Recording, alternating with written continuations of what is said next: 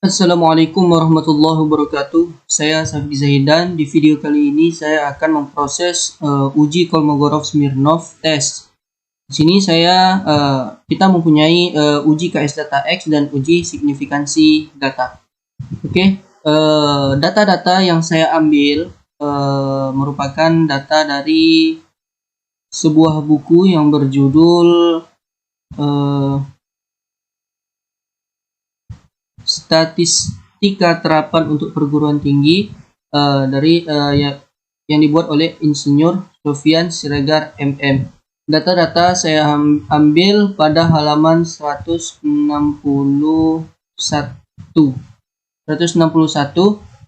tabel nilai ujian matematika sebelum dan sesudah les. Maka kita ambil data-data nilai sebelumnya, kita ambil 20 data dan nilai sesudahnya 20 data. Oke, telah kita salin, maka kita pertama-tama menyelesaikan yaitu untuk uji KS data X. Dari data-data yang telah kita salin, nilai sebelum dan sesudah, kita ambil nilai X-nya. Nilai X-nya itu di copy, kemudian disalin ke uji KS data X. Sebelum itu, maka kita akan mengurutkan terlebih dahulu data-datanya dengan cara data sort continue with the current selection. Lalu oke. Maka data-data ini akan terurut dengan otomatis. Oke, selanjutnya untuk mengerjakan pada kolom FCUM. FCUM ini merupakan tentang probabilitas munculnya angka ini berapa kemungkinan terhadap data seluruhnya. Oke, kita mengurutkan data 1, 2, 3, kemudian kita salin sampai ke 20. Oke, kemudian untuk FS disebut juga dengan peluang. Maka untuk memprosesnya yaitu dengan ketik sama dengan subjek pertama FCUM dibagi dengan subjek ke terakhir FCUM. Nah, jangan lupa untuk mengikat dengan dolar.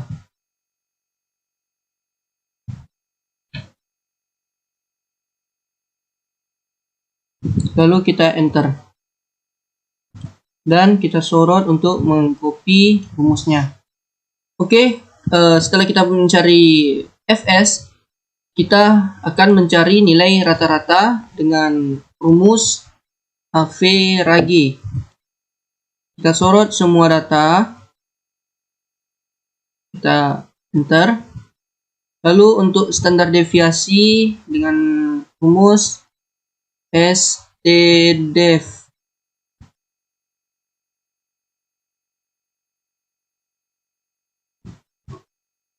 Kita sorot semua data, lalu kita enter. Nah, untuk ZI merupakan cara mengerjakannya yaitu sama dengan subjek pertama nilai X dikurangi dengan rata-rata,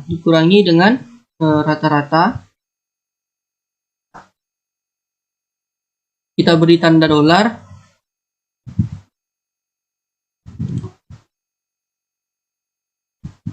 Lalu tutup kurung, kemudian dibagi dengan standar deviasi.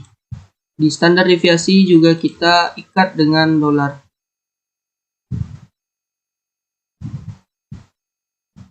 Oke, kemudian kita enter. Selanjutnya kita sorot sampai ke bawah. Dan untuk mencari FTZI yaitu dengan rumus norms this. Ini lalu subjek pertama pada ZI. Lalu kita enter. Kita sorot semua data. Lalu untuk FS dikurang FT Cara memprosesnya dengan mengetik sama dengan ABS subjek pertama FS dikurang dengan subjek pertama FT. Kemudian kita enter, lalu kita sorot semua data. Dan untuk dehitung tabel, cara mencarinya itu dengan rumus max, kemudian sorot semua data pada FS kurang FT. Nah, untuk K-tabel, kita mengambil nilai kritis uji Kolmogorov-Smirnov, tabel nilai kritis uji Kolmogorov-Smirnov pada alfa 0,05. Nilai penelitian kita ada 20 data. Maka kita bebaskan satu data. Maka untuk K-tabel kita mengambil data yang ke-19 pada nilai kritisnya 0,05. Kita mengambil yang ke-19. Nah, pada nilai kritis alfa 0,05, maka nilainya yaitu 0,301. Maka kita salin saja 0,301. Nah, di sini terdapat hipotesis H0 sama dengan data berdistribusi normal. H1 data tidak berdistribusi normal.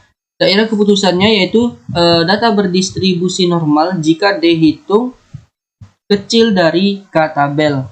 Maka kesimpulan kita untuk nilai D hitungnya yaitu 0,073562497.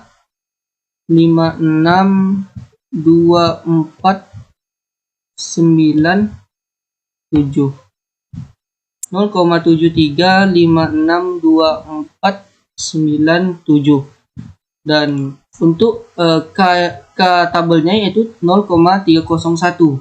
Maka pada nilai hasil ini telah kita dapat nilai D hitungnya di sini lebih besar daripada nilai K-tabel.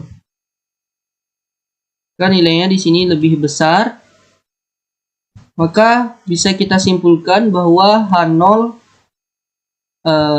ditolak, H1-nya diterima karena data ini merupakan data yang tidak berdistribusi normal.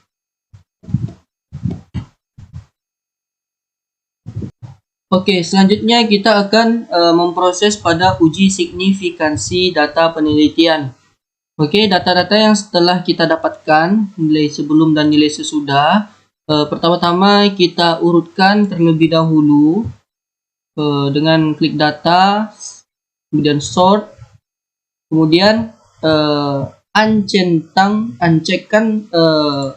jika my data has headers-nya tuh di uncheck, kemudian pilih di sort by-nya kolom B, maka kolom B-nya terurut dan nilai Y-nya nanti akan ikut.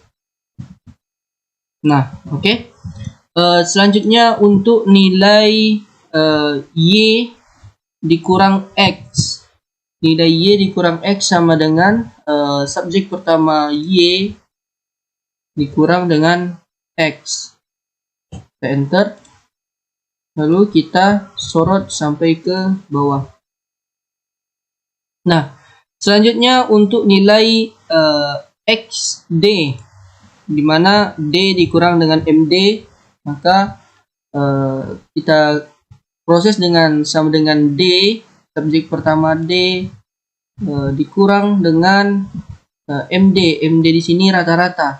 Rata-rata kita cari dengan average ya. Untuk MD rata-rata kita ikat dengan dolar. Lalu kita enter, kemudian sorot data sampai ke bawah. Untuk rata-rata kita cari dengan average, kemudian sorot data nilai data D-nya, semua data D. Kemudian untuk jumlah yaitu dengan sum, sorot semua data. Kemudian untuk jumlah pada XD pangkat 2-nya yaitu dengan sama dengan sum, kemudian sorot semua data F5 kemudian sampai ke F24. Oke, selanjutnya untuk XD pangkat 2. Nilai XD pangkat 2 kita proses dengan sama dengan subjek pertama kemudian dipangkatkan 2. Enter. Kemudian kita sorot semua datanya. Nah, oke. Selanjutnya di sini terdapat rumus T hitung dan hipotesis H0. Tidak ada perbedaan rata-rata skor sebelum dan sesudah. Kalau H1 terdapat perbedaan rata-rata skor sebelum dan sesudah. Maka kita cari untuk T hitungnya yaitu dengan mengetik sama dengan MD nilai rata-rata ini, kemudian dibagi dengan rumus SQRT untuk akar, kemudian buka kurung untuk sigma X kuadrat sigma XD kuadrat nilainya ini, kemudian per dibagi dengan N,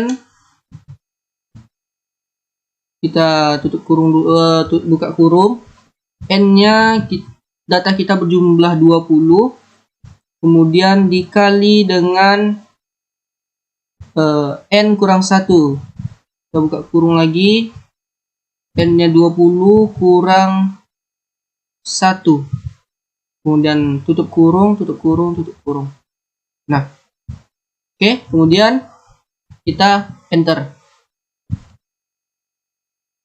Dan untuk T-tabelnya, T-tabel kita mengambil pada tabel T, yang mana kita ambil pada titik presentasi distribusinya itu 0,050. Data kita berjumlah 20, maka kita akan menguranginya sebanyak 2 karena data ini berpasangan. Maka kita ambil data yang ke-18. Nah, data yang ke-18 pada titik presentasinya 0,050, maka nilainya itu 2,10092. Kita salin saja. Kemudian kita pastikan di sini. Nah, untuk kriterianya terima H0 apabila min T lebih kecil dari T hitung, lebih kecil dari T tabel. Kemudian terima H1 apabila T hitung lebih besar daripada T tabel. Maka kita lihat untuk T hitungnya dibandingkan dengan T tabel, T hitung ini lebih kecil daripada T tabel. Maka kriteria yang kita terima yaitu H0. Maka bisa kita simpulkan H0 diterima, kemudian H1 ditolak. H0 diterima karena T hitungnya lebih kecil daripada T tabel. Nah, pada Excel juga terdapat untuk memproses Kolmogorov-Smirnov secara otomatis dengan cara mengklik data analisis. Kemudian kita cari di sini test paired to sample for means, lalu kita oke-kan. Nah, di sini untuk variabel pertama kita sorot untuk data X, data sebelum. Kemudian untuk variabel 2 kita sorot data sesudah atau data Y. Nah, pastikan untuk output optionnya yaitu new worksheet. Nah, dan kita buat nama signifikansi. Nah, lalu kita okekan. Maka secara otomatis telah dapat proses Kolmogorov-Smirnovnya. Kita copy dulu.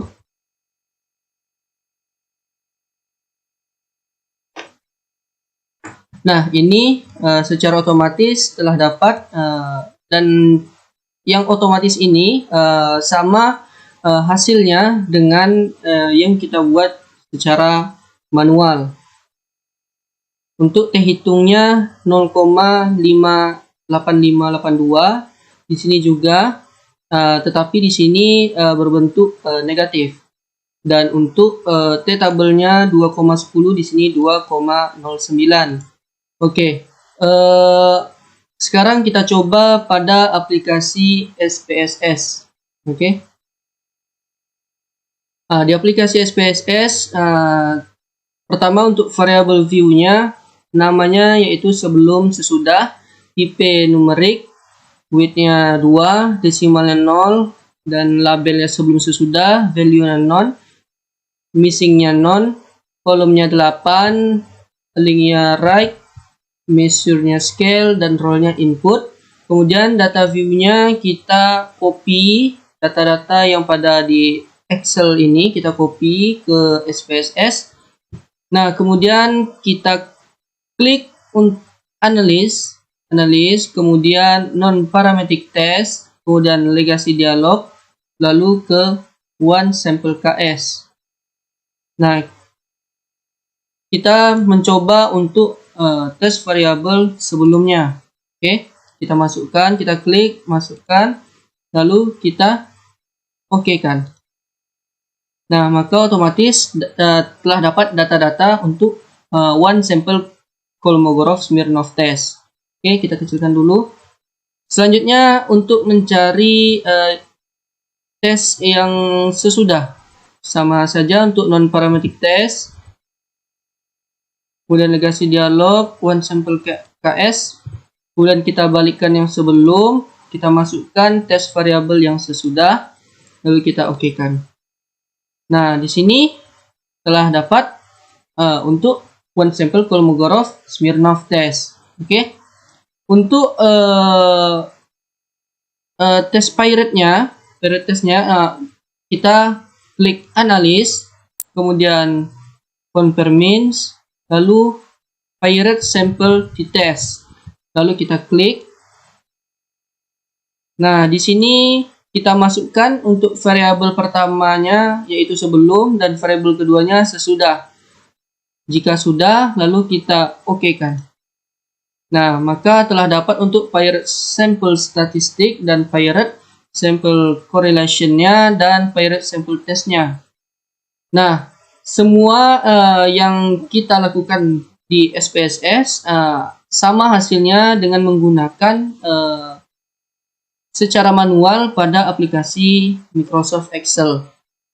Oke, cukup sekian yang dapat saya sampaikan. Lebih dan kurang mohon dimaafkan. Wabillahi taufiq wal hidayah. Wassalamualaikum warahmatullahi wabarakatuh.